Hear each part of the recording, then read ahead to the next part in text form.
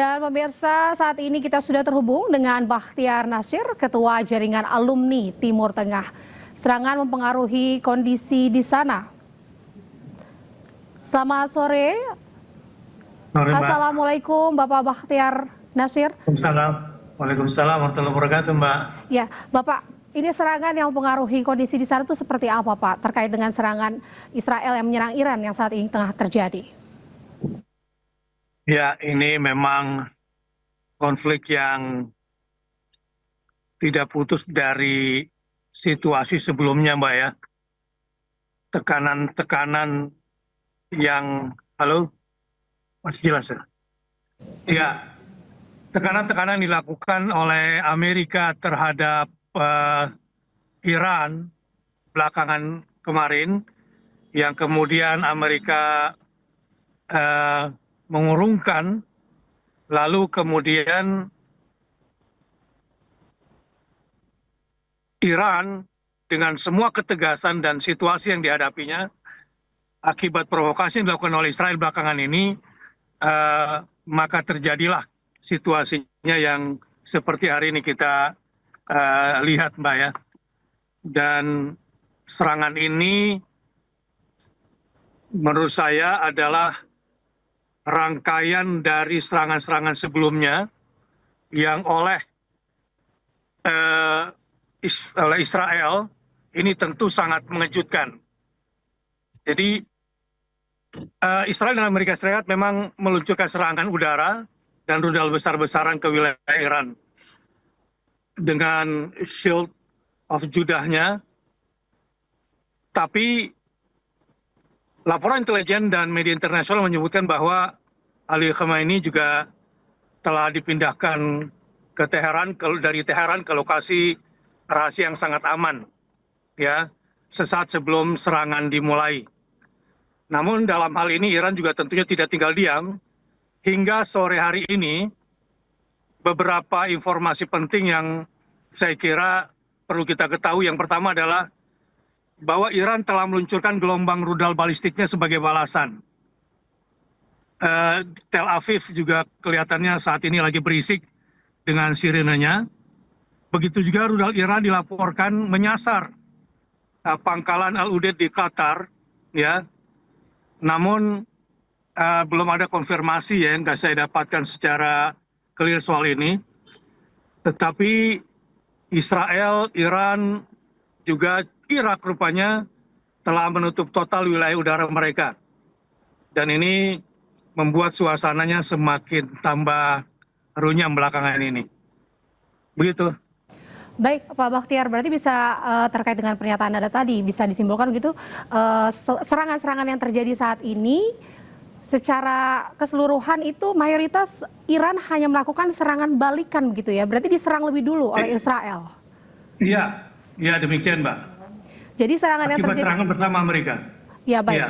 Dan serangan yang terjadi ini juga merupakan serangan akumulasi dari serangan-serangan sebelumnya begitu ya Pak ya? Iya, iya, iya. Ya. Lalu kira-kira dampak bagi Indonesia apa kira-kira Pak? Nah, memang kalau kita bicara Timur Tengah ini kan biasanya Mbak mulainya satu soal kekuasaan yang sedang mereka perebutkan di Timur Tengah, dan itu sangat terkait dengan Indonesia tentunya sebagai bagian daripada dunia Islam. Dan yang kedua tentu ada persoalan minyak biasanya melihatnya. Nah, kalau kita lihat situasi belakang ini ya, kan konflik terbuka antara Amerika Serikat dan Israel ini, juga Irak, juga dengan Iran, terutama di awal tahun 2026. Ini adalah akumulasi dari serangkaian peristiwa provokatif selama 1 tahun terakhir sebelumnya. Dan pengaruhnya kepada Indonesia tentu sangat besar. Apalagi Indonesia merupakan middle power yang saat ini juga diharapkan bergabung kepada salah satu kelompok. Namun Indonesia dengan prinsip politik luar negerinya yang bebas aktif tentu tidak mudah juga mengambil keputusan dalam kondisi seperti ini.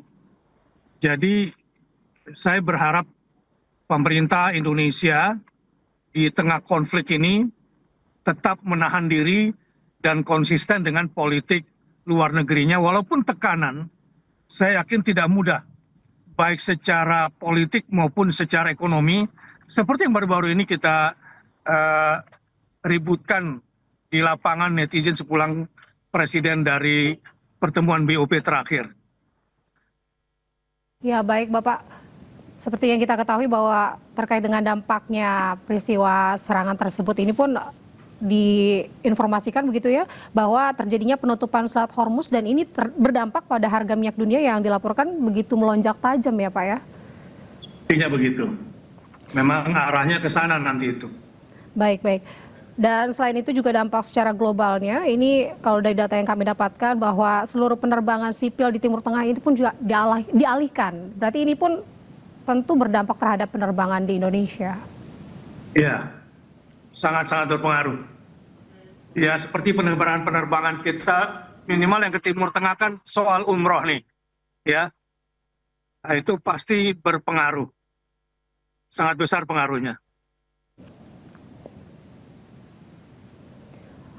Baik Bapak, ini kan juga terbaru kalau nggak salah Iran ini juga menyerang pelabuhan di Bahrain gitu ya Pak?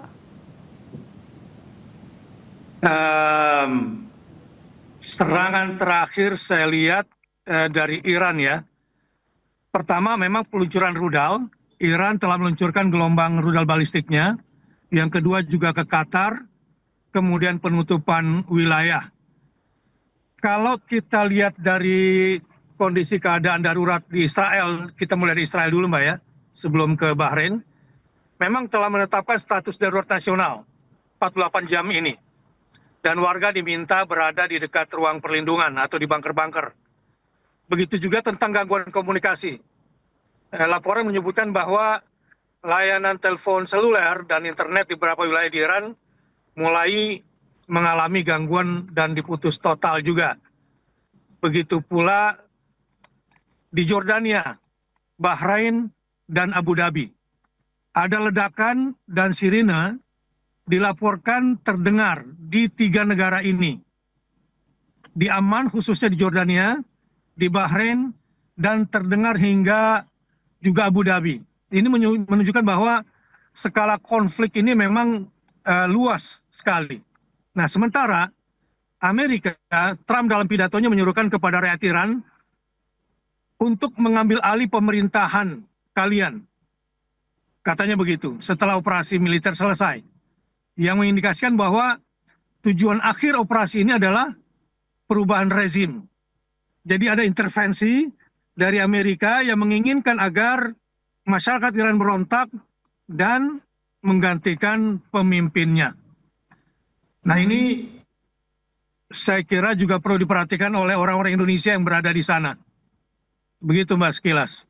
Baik Pak Bahtiar, kita akan lanjutkan kembali perbincangan kita usai jeda. Bapak jangan kemana-mana, kita akan kembali lagi pemirsa usai jeda berikut, tetaplah di Breaking News.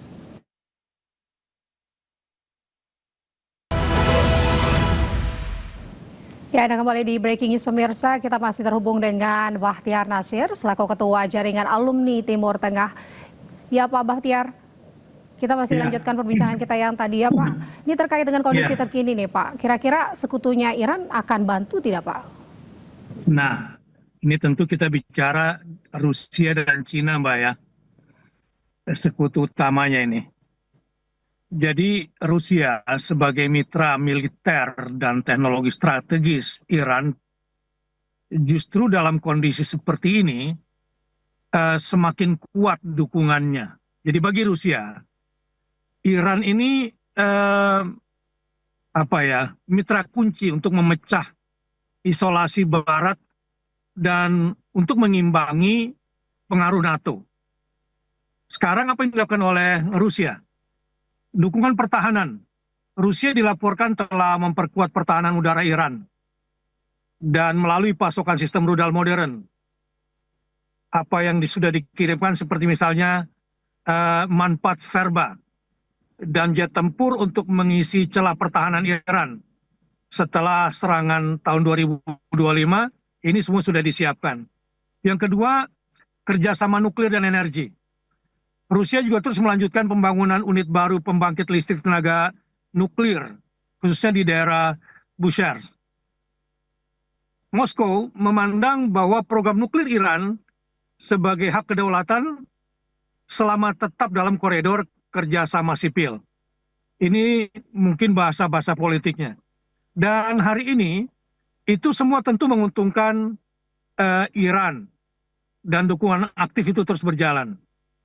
Sementara posisi Cina kelihatannya meskipun tetap semakin kuat dukungannya, tapi peran penyeimbang diplomatik dan ekonomi yang dimainkan saat ini lebih fokus ke situ. Jadi posisi Cina sekarang kelihatannya lebih fokus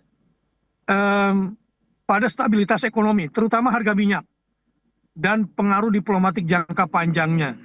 Kalau kita perhatikan garis pertahanan diplomatik yang dilakukan oleh Cina di PBB secara konsisten menolak ancaman militer AS dan Israel terhadap Iran. Cina memandang eskalasi sebagai ancaman terhadap stabilitas navigasi maritim global. Inilah strategi penyeimbang yang dilakukan oleh Cina. Begitu juga tentang kedaulatan digital dan teknologi. Sampai hari ini, Cina terus membantu Iran membangun sistem teknologi yang tertutup dan aman dari serangan-serangan cyber barat, terutama untuk membangun kedaulatan digital di Iran dan memberikan bantuan logistik lewat pengiriman pesawat kargo militernya. Tentu di sini ada kepentingan minyak juga oleh Cina sebagai pembeli utama minyak Iran. Nah, Cina tentu memiliki kepentingan vital untuk memastikan bahwa Selat Hormuz harus tetap dibuka. Nah, inilah konflik yang membuat kita semakin melek ya, apa maksud dan tujuan Amerika dengan serangan-serangan ini, Mbak. Begitu. Dan saya lihat memang Cina cenderung berperan sebagai mediator, seperti apa yang pernah dilakukannya terhadap Iran dan Arab Saudi, untuk mencegah perang total yang dapat menghentikan pasokan energi bagi Cina. Baik, Pak Bahtiar. Mbak Anita. Baik, Pak Bahtiar. Lalu bagaimana terkait dengan posisi Indonesia sebagai middle power begitu Pak, yang tadi Anda sudah sempat sampaikan juga bahwa kita juga kan Indonesia ini menganut politik bebas aktif Pak. Kira-kira langkah preventif apa yang harus saat ini Indonesia lakukan menanggapi yang saat ini telah terjadi? Langkah-langkah preventif yang biasanya dan seharusnya diambil oleh pemerintah Indonesia. Ya. Prioritas utama adalah ketahanan energi Indonesia dulu. Karena kenaikan harga minyak dunia pasti akan langsung memukul APBN kita melalui subsidi BBM. Maka preventifnya Indonesia harus memulai diversifikasi pasokan minyaknya. Mencari alternatif impor minyak mentah dari wilayah yang lebih stabil. Misalnya dari Afrika Barat atau Amerika Latin.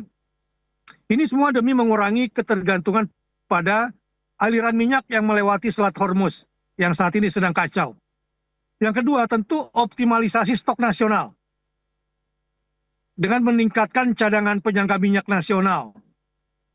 Ini untuk memastikan ketersediaan energi kita minimal di dalam negeri setidaknya selama 30 sampai 60 hari jika terjadi gangguan distribusi secara global. Kemudian percepatan transisi energi, mendorong penggunaan energi terbarukan dan kendaraan listrik ini agar lebih agresif guna mengurangi konsumsi BBM nasional secara jangka panjang. Selain itu juga harus ada mitigasi ekonomi dan APBN. Karena gejolak di Timur Tengah ini pasti lambat atau cepat menyebabkan pelemahan rupiah dan kenaikan inflasi. Karenanya penyesuaian bantalan fiskal terutama, pemerintah biasanya menyiapkan skenario buruk dalam APBN kita. Dia harus menyesuaikan asumsi harga minyak mentah Indonesia. Jika harga melonjak terlalu tinggi, maka pemerintah harus menyiapkan tambahan subsidi atau melakukan realokasi anggaran agar daya beli masyarakat tetap terjaga. Yang kedua, saya kira dari sisi ekonominya, intervensi moneter. Di sini BI akan melakukan langkah preventif dan ini bukan wilayah saya, agaknya sudah masuk ke wilayah keuangan yang agak berat untuk saya. Tapi yang jelas, diplomasi bebas aktif. Politik luar negeri kita dikenal dengan posisi ini. Posisi unik sebagai negara muslim besar yang tidak memihak blok manapun ini penting.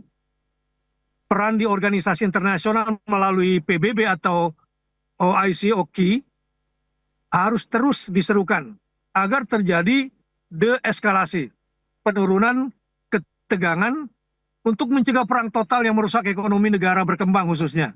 Nah terakhir, perlindungan WNI. Langkah preventif berupa fisik, penyiapan rencana kontingensi evakuasi bagi ribuan WNI yang berada di Iran dan negara-negara tetangganya jika konflik bersenjata ini betul-betul terjadi dan pecah. Dan terakhir, penguatan ketahanan pangan dalam negeri, terutama subsidi transportasi. Jadi pemerintah daerah seringkali diarahkan untuk menggunakan dana tidak terduga guna menyubsidi biaya transportasi. Dan ini kelihatannya harus sungguh-sungguh dan serius diperhatikan dari sekarang oleh Indonesia. Sekian, Mbak. Terima kasih Bapak Bahtiar Nasir terkait dengan pernyataan Anda yang sudah Anda sampaikan dengan langkah-langkah apa begitu yang harus Indonesia lakukan terkait dengan kondisi yang saat ini terjadi antara Israel yang tengah menyerang Iran maksud kami. Selamat bertugas kembali Bapak, terima kasih banyak, salam sehat selalu. Selamat sore.